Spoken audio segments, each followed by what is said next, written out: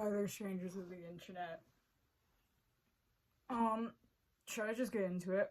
So people are fucking freaks. And like when I say that, I don't mean like the fun way. I mean like people need to learn how to mind their own fucking business. Cause when you're like me, I have like a lot of scarring on my body. And it's like big. They're like healed keloids, and it's like pretty apparent, right? It's like it. I have scars like all over my arms because I was having a moment in middle school and high school and like the entirety of my life. But um, if I had like a nickel for every time somebody just like for no fucking reason thought that because I'm wearing a short sleeve shirt or a tank top and my scars are exposed that they just like have the right to walk up into my personal space and start stroking my arms. This has happened like at least 3 times. No, 2 times. It's happened like 2 times. So it's weird that it's happened twice and it was like two different people. Um which is really not pleasant. Like the first time it was some kid at my school. I think I was talking about whatever outfit I was wearing. I thought I was wearing a pretty fucking awesome outfit or some shit. And brother like I was saying something about like how badass the coat I had was or how much I liked my coat or whatever the fuck. Or was I wearing a coat? Was it my shirt? I don't even fucking remember what led up to it, but I he's just like, "Yeah, I can tell." Like it was like some kind of like, "Yeah, I can tell." But he followed it up with just like stroking like my forearm to like point out the scars. I wasn't even talking about my scars. I was talking about my clothes. So that was really unnecessary. Like that, like fucking freak behavior right there. And again, not in the fun way, in a wow, you really just violated my personal space there, buddy. Um, and you know, it's like that was like one thing, not pleasant, especially happening in a high school. Like, holy fucking shit. I think I would rather have my arm stroked in like a dingy alleyway with heroin needles everywhere than I would getting my arm stroked in that high school ever again. But the second time was when I was at a funny little car meet with my friends, because my friends are like all car autistic. I'm not, but I do enjoy going outside and I enjoy spending time with my friends, even though I have no clue what the fuck they're telling me when they're like describing all these like different models or whatever. And once again, I was out. It was a hot fucking day, dude. This is May. You know, this is just recent. Both of these were very recent. They just happened this year. And earlier this May, I went to a car meet. And you know, like everything was chill. Everything was alright. I dressed like a slut to outslut all sluts. I brought my guitar, played music in the shade of a tree, and a pretty girl gave me $1. I was really fucking feeling myself that day. I mean, I got sunburn as shit, but that's because I forgot sunscreen, and that's besides the point. So later in the afternoon, I'm walking around, you know, the parking lot where they have just all the cars on display, listening to other people's conversations because I'm bored. What the fuck do people talk about? Car shows. It's cars. But they're kind of funny, so sometimes I listen. And this old man who is like sitting in the parking lot just like comes and like strokes like like he strokes like my shoulder and he starts asking me questions like if my scars were like stitched in or if it's just like I don't know what he meant by stitched in. I think maybe he thinks some wild body modification is happening. Oh, great. My computer just finally decided it wanted to save an image file from 10 minutes ago. That was a fucking jump scare. Uh, and he's just like, so were you just like having a bad time in your life? Or it's like, I know old people can be really fucking weird, but it's like I I think I would have taken a different old weird person than Mr. Walking up and touching my arms and asking about scars that are pretty clearly from I hate to say it, self-harm. There's like there's a look when people have like natural scars from like, not themselves, and then there's the lines. The lines, tiger stripe. I'm fucking Tony the Tiger up in this bitch, okay?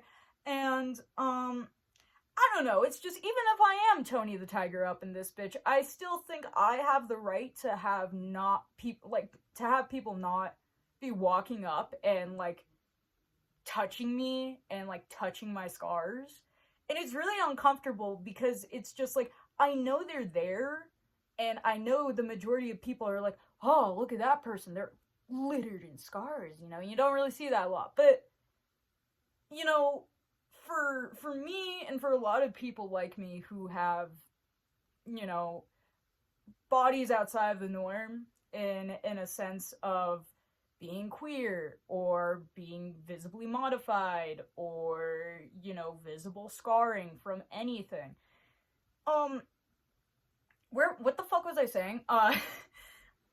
It's just like I get it. I'm a bit of an eye catch. I'm a bit of an anomaly. You don't see a person like me outside every day, especially with the, openness, visual openness I have of not giving a shit anymore, and if people are made uncomfortable by my own scar, like if it was fresh self-harm, totally understandable.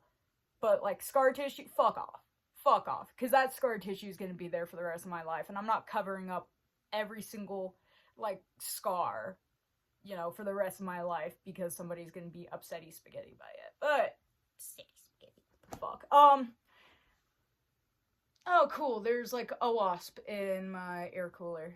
That's awesome. But it's just, I would appreciate it if people, even though I look a bit fucking weird, still gave me the basic decency of, my own privacy with my pain, even if I literally wear it on my sleeve, because the motivation in middle school was wearing it on my sleeve. But I still would like people to let me,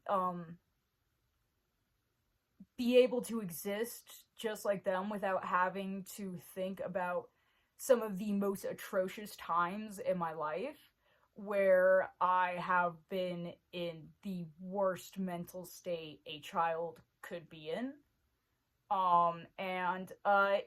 It's like not really fair. It's not fair for it to be okay for some reason for people to just walk up to me and basically remind me that I have a completely fucked up life. Okay, that's a lie. It's not completely fucked up anymore. I've been working on shit, but that I've been I don't need to be reminded that I have been through shit, because I very much already know I've been through shit. And, yeah, people are curious, but if you're curious about somebody who's like been through hard shit, listen to interviews from the people who have on their own will come out to talk about their stories. Don't come up to random fucking strangers and start asking incredibly invasive questions about extremely hard topics. What do you want me to do? Like, read you my entire life story and every trauma I've been through? No, I'm not going to do that, because I don't really want to think about that, because I've lived the majority of my life stuck in my past and the things I've gone through. And for the first time in really the entirety of my life, I'm starting to get to a point where I'm like healthy enough where I'm able to be in the present and not be completely stuck mentally with like my mind re-looping the things that have happened to me and leaving me stuck in the emotional maturity of a 5-year-old. It's it's improper to go up to a veteran and start asking a veteran, like, you know, oh, did you see any of your best buds die? Like, you know, if a veteran starts talking about that stuff, then it's like, you just don't bring it up unless you know they're okay with talking about it, and if you're a stranger, you're not gonna do that. It's just, it is really disheartening how apparently difficult it is for people to see those of us who look different from what's considered normal and think that just because we look different and probably are fine or prefer looking different, somehow then it's just free season to just cross all sorts of boundaries, and just treat us like zoo animals.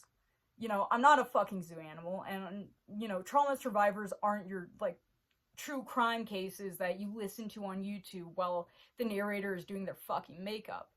Trauma survivors are not your true crime cases for your entertainment, especially not in real life.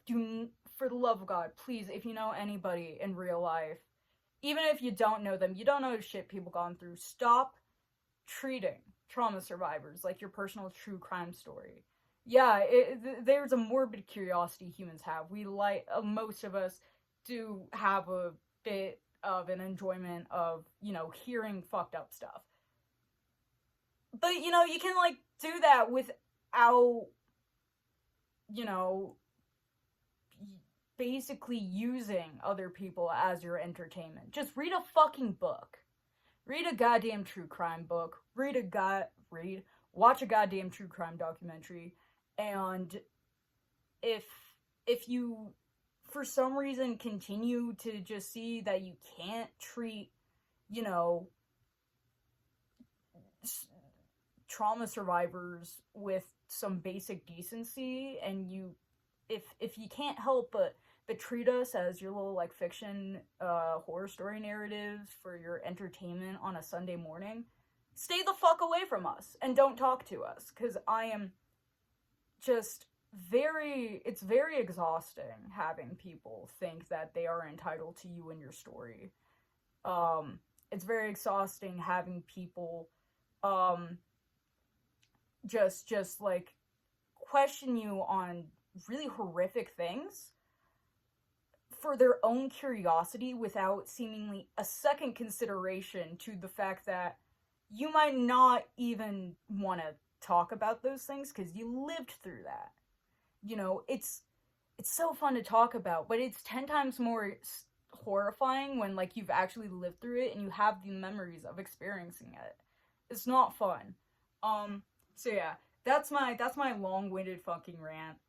Just please, for the love of God, if you see somebody in public who looks different, has scars, has severe self-harm scars, you know, like, bitch, even if you saw fucking coldness in my heart and repent for thy sins out in public, just scars everywhere, just leave them alone.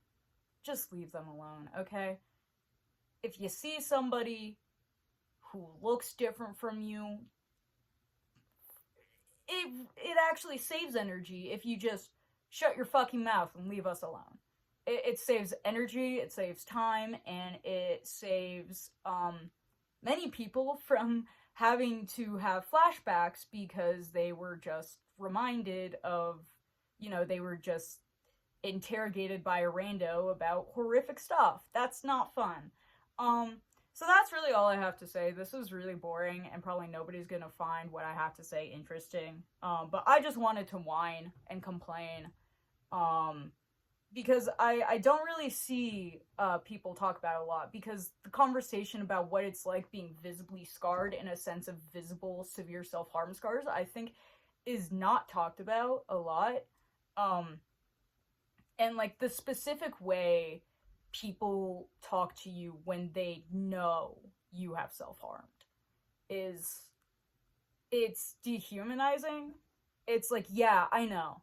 I'm fucked up. I was fucked up enough to do this to myself, to go against, like, all, you know, codes of human nature where I'm supposed to be keeping myself alive as best as I can by, that's usually how shit works in nature. But instead, my brain did a funny and tried to self-destruct. Like, yeah, that's fucking crazy. But you know what? I'm not supposed to be, I'm no person who has gone through these things should be the poster child for it. And, shouldn't be treated like that. So, that's just what I think. Please be nicer to people. You never know what somebody's going through. I hate that phrase so much because it makes me roll my eyes, but it's, I mean, nobody knew the shit I was going through, and if they did, they probably would have stopped treating me as shitty as they did. That's the thing. If they knew the stuff I was going through, maybe they would second guess some of the things, they say to me, because it's not a good look saying some of the things that have been said to me to a person who's been so fucked over, I guess. But yeah, and that's it. Please get off this fucking video, and please watch something probably more substantial than whatever the hell I'm doing. Thanks.